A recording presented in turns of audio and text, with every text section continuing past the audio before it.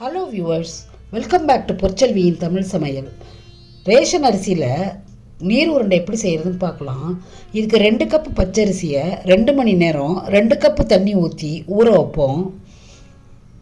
நல்லா ஊறினதுக்கப்புறம் வடிகட்டிட்டு அதை குறப்பாக மிக்சியில் அரைச்சிக்குவோம். இது ரொம்ப ஈஸியாக இருக்கும், நல்லா சாஃப்டாக டேஸ்ட்டாக இருக்கிற கொழுக்கட்டை. அதில் நைஸாக அரைக்க வேண்டாம், நல்லா குறப்பாகவே அரைச்சி எடுத்துக்குவோம். குழந்தைங்க லீவில் இருக்கிறப்ப நம்ம இந்த மாதிரி வெரைட்டியாக பண்ணி கொடுத்தா நல்லா என்ஜாய் பண்ணி சாப்பிடுவாங்க. இது ரொம்ப செய்கிறதும் ஈஸி தான். மிக்சியில் இப்போ குறப்பாக அரைச்சி எடுத்துக்கிட்டோம் மாவை.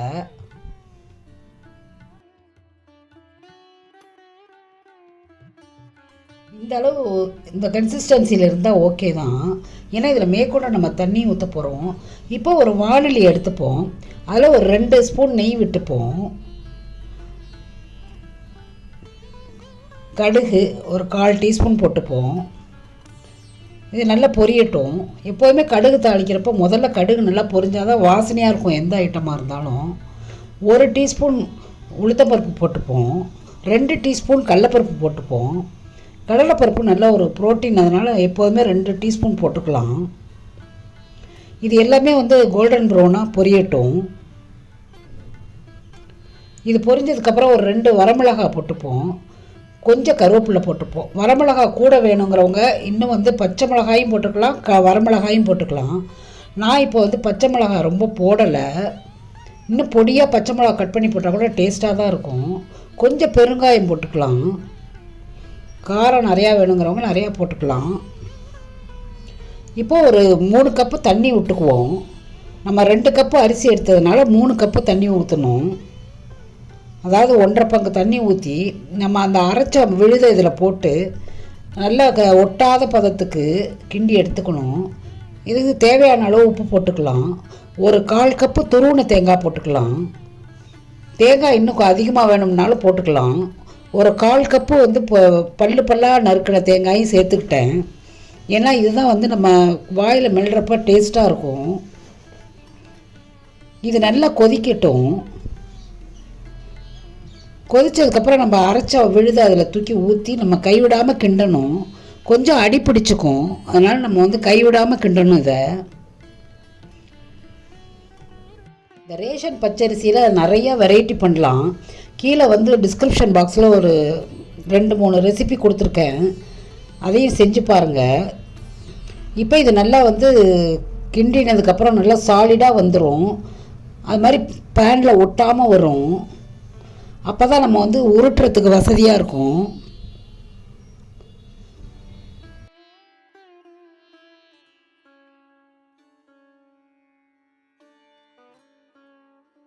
இப்போ மாவு ரெடி ஆயிடுச்சு. இதை ஒரு மிக்சிங் பவுலில் மாற்றிக்குவோம். கொஞ்சம் ஆற விட்டுட்டு அழகாக தேவையான அளவு சின்ன சின்ன உருண்டையாக பிடிச்சி இட்லி பானை, அதாவது இட்லி தட்டில் வச்சு வேக விட்டுருவோம்.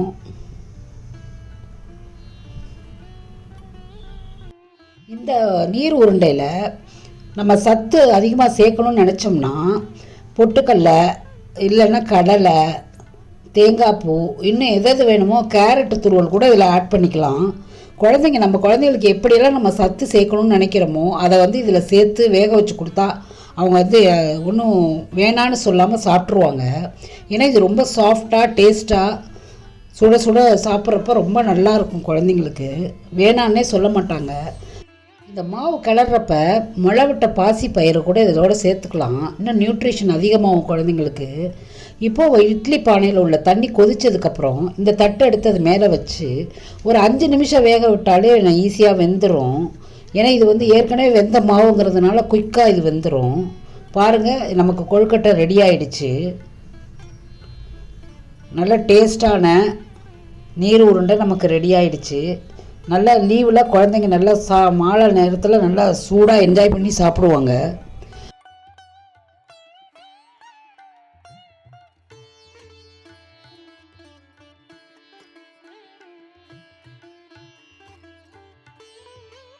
இந்த வீடியோ உபயோகமாக இருக்கும்னு நினைக்கிறேன். உங்களுக்கு பிடிச்சிருந்தா லைக் பண்ணுங்கள், கமெண்ட் பண்ணுங்கள், ஷேர் பண்ணுங்கள், மறக்காமல் சப்ஸ்கிரைப் பண்ணுங்கள். பெல் ஐக்கானே அமைக்கிக்கோங்க. அப்போ தான் போடுற வீடியோ உங்களுக்கு நோட்டிஃபிகேஷனில் வரும். தேங்க்யூ ஃபார் வாட்சிங். மீண்டும் ஒரு பதிவில் சந்திப்போம். வணக்கம்.